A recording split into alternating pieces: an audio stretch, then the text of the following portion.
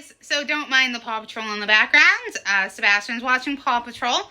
But real quick, I wanted to congratulate the winner of the giveaway, Olivia Sonwayne. I hope that I pronounced your name right.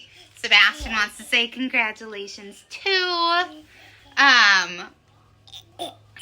I already messaged her, and sorry it took me a little bit.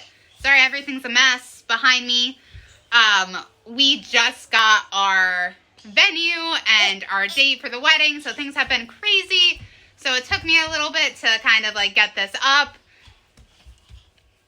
But that's already heading your way. And again, congratulations. And if you didn't win, you guys, don't worry. It's not the only giveaway that I'm doing. So don't worry. You have plenty more chances because I'm going to be doing a ton more. Anyways, now on to the video.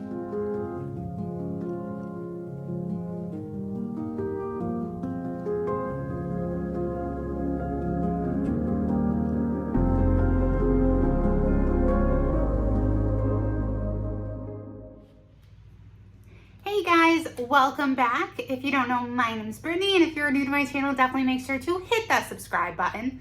I'm so excited that it is September. My birthday's in September. Sebastian's birthday's in September. For my birthday, we're going to the Harry Potter store, so I'm so excited. I mean, it's pretty new still, but I'm a huge Harry Potter fan, so I am so excited to go and check it out. Anyway, oh, and if you see the scratch on my forehead, that is from Sebastian. He likes to test limits sometimes, but he's very cute. So today we're going to be talking about something that's a little, it's a very real thing, and I don't think that it's one of those things that people I feel like are often like, oh, this will never happen to me. It does like my neighborhood safe. And they kind of just forget about it a lot. So this is actually about human trafficking. And I do dive into a lot of the statistics of human trafficking on my Wayfair video, the Wayfair conspiracy video. So if you would like to know more about like certain statistics and stuff, definitely go check that video out. I'm not really going to be talking about too much about statistics in this video, but it's just such a terrifying thing, you guys. Like, my sister-in-law has been followed around the store before. I actually have a pretty creepy story that I will actually say in this video after I tell you guys this story. So definitely make sure to watch through to that, because my friends and I were absolutely terrified.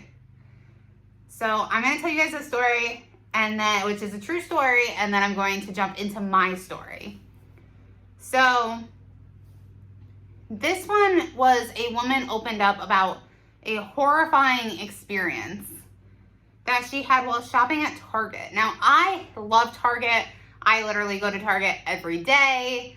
Target has Starbucks, which I also love. So, like, it's like a home away from home, I guess, for me. My, like, family and friends joke about it a lot, how much I love Target. But anyways, like, she was shopping at Target. She was a 31-year-old mom, and she had 2 young children. This woman actually wrote her story on Reddit as like a warning to other people to be aware. She said that she went out to Target one day in December around 8:30 p.m. Now, typically, like, personally, unless I need something, I won't go shopping that late. I used to work in a mall and also in a McDonald's and a Walmart. So big parking lots like that, it always terrified me. Like, it's almost pitch black. You never know what's lurking. My dad always told me to like carry my keys in between my hands. My eyes would always dash around everywhere. When I worked in the mall, I worked at Box Lunch, and I would wear heels a lot.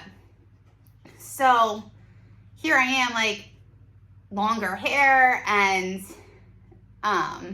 wearing like a dress or a skirt and heels, and I feel like that just made me such an easy target, which is so terrible to think like that, but I was always so afraid of something happening, so I'd always be very aware of my surroundings when I'd walk. She's no stranger to the danger of human trafficking. Like, it's so real, you guys. So she ended up leaving the house with several legal self-defense items.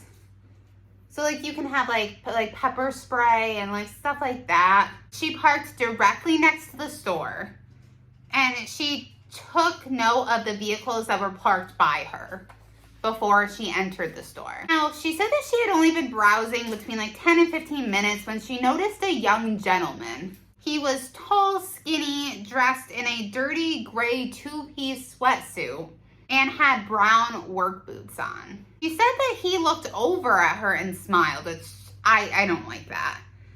And that he said hello, but his expression was completely blank. She said that she wasn't alarmed by him, but was struck by the fact that he didn't have a cart or a basket. But I mean, and he was just like kind of wandering through the aisles. But like I do that sometimes.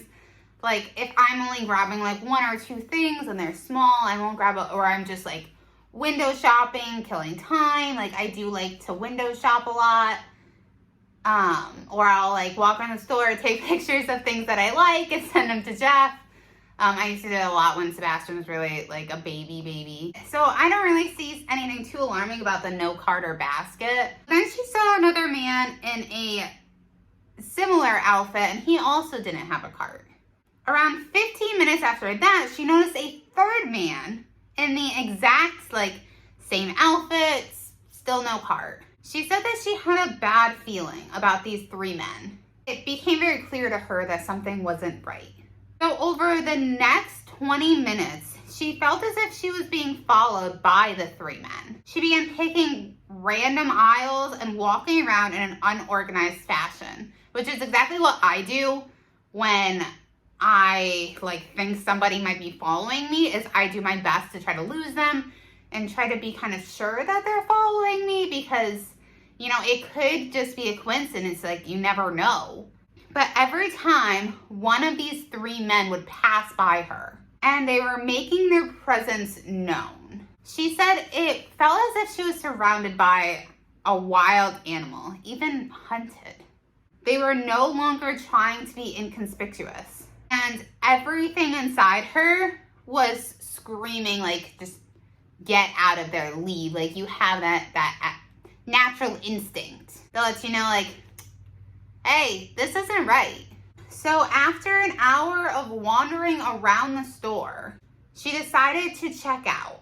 But on her way to cash out, she actually locked eyes with one of the three men. She said that she will never forget the darkness in his eyes. She said that he had this like eerie smirk on his face as he nudged her shoulder, continuing to stare her down, which is definitely creepy. He was walking backwards and he had just like this evil glare as he was exiting the store. Like definitely not normal in any way. Because she felt like so uncomfortable, she actually went to the workers and arranged for a male employee to actually escort her out of the store, which you can do that at a lot of places. You guys, if you feel unsafe, like you can even do that at the mall. Just let security know and they will walk you to your car. And they also alerted authorities. Oh, she said when she exited the store, what she saw made her so sick to her stomach, you guys. And it solidified all of her suspicions. She saw a white windowless van that was parked in the lot directly behind her car.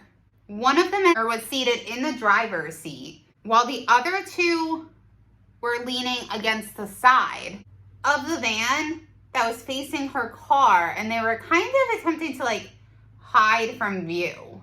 She said she doesn't know what would have happened if she didn't like alert somebody about her suspicions, which it's definitely a good thing that she did.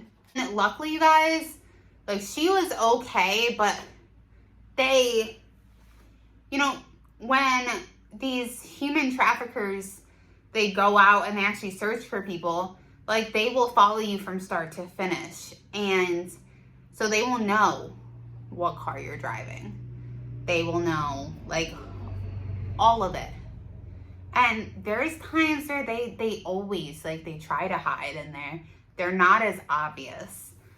But I mean, if you're paying it, like really pay attention to your surroundings. And the crazy thing is, you guys, a lot of times they do this in public. Like almost always it is done in public. I mean, there are cases where it's not, but it is very common for somebody to be taken in public. And so even when you're around a bunch of people, like it can still happen. So if you have that feeling, definitely let somebody know. But I am so happy that she was safe.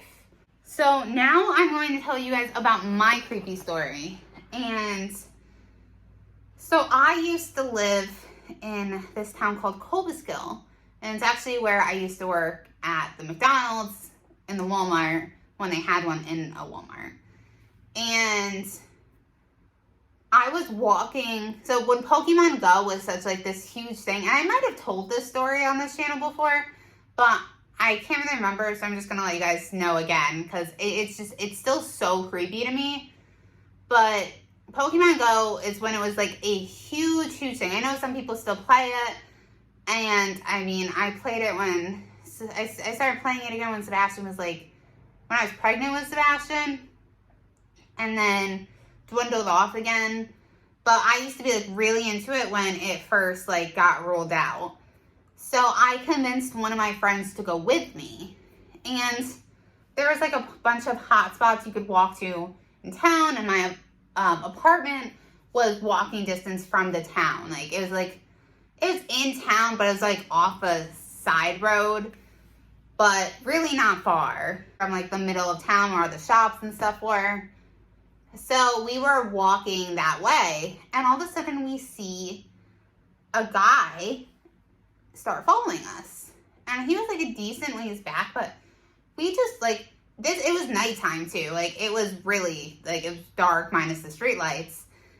And we just got this really eerie feeling, and we were heading towards the park because they had a gazebo and it had like a Pokestop and stuff. So, which if you guys don't know what that was, like you go and you get like Pokeballs or coins or, was it coins? I don't remember if it was coins, but you get like all these things, like you can get all these things. And it's nice because you can get Pokeballs to catch more Pokemon. So that's where we were heading, and there was a bunch of like Pokestops where like stores were. So we were heading in that direction. So we're walking, and we see this guy following us, and we both get this really creepy feeling. And we're just like, do you see him? And he's keeping like a pretty steady distance. And as we speed up, like he's speeding up. And then we decide to turn because we're like, okay, well, this guy, like we think he's following us, but obviously like don't want to completely jump to a conclusion like that. So we're like, okay, like we'll turn here and see. So we turned, and then all of a sudden, this creepy white van, like no windows. I mean, it had windows like the driver's windows and stuff, but no windows besides that, and no writing, nothing. So this van starts slowly following us. And I mean slowly, you guys. Like, we're walking, and it's like inching towards us. So obviously, like, this is a problem. We know this is a problem. We know this is not normal. And like, at this point, like, we're pretty positive this van is following us. Now, the van stops, and the guy gets in the van. But the van continues to follow us. Now we turned again and we were going closer to like the park because we're like, okay, so we need to be around more people because it's really dark in the where we were. So we're like, we want to be by more people so then we can kind of like, well, if we need somebody, there's people there. And at night, because of all the Pokestops and how big this game was when it first came out, it like was almost a guarantee that there were going to be people there. So we started walking that way, and the van is still following us. So then we ended up like losing the van in the crowd, and it stopped at the park and nobody got out. Like we like watched it from a little bit of a distance. No one got out, you guys. But it went on that like the side road that we turned on first. So we are like, I'm still convinced that that van was following us. I'm convinced that that guy was following us. And we were like two young girls. I was 19, I think, or maybe 20. And she was 17 or 18. So we were two young girls that's, I mean, guys do get abducted too, but they like typically do look for, especially like, I mean, they look for all ages, but it's just crazy that that even happened. We were trying to call my roommate and she wasn't answering because we were like we need someone to come get us because we don't want to walk back because this is crazy. But luckily nothing happened and we're so thankful for that. But yeah, let me know if anything like that's ever happened to you guys. And you just be careful and aware of your surroundings. It's really sad how real all of this is. And it's something that we shouldn't have to worry about, but it's definitely something that, you know, realistically, you should worry about. Because you never know. And people are so much scarier than anything paranormal. Like, there's some people out there that just are not good people. But let me know what you guys think of all that. Let me know if you guys have ever had like a strange encounter like that. And until next time, I love you guys. Bye.